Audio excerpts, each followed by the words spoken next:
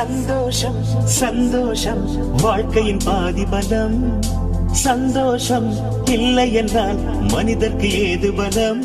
புயல் மையம் கொண்டால் மழை மண்ணில் உண்டு. எந்த தீமைக்குள்ளும் சிறு நன்மை உண்டு.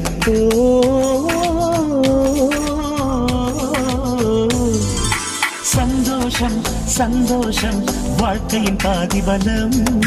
சந்தோஷம் இல்லை என்றால் மனிதர்க்கு ஏது பலம்? புயல் மையம் கொண்டால் மழை மண்ணில் உண்டு.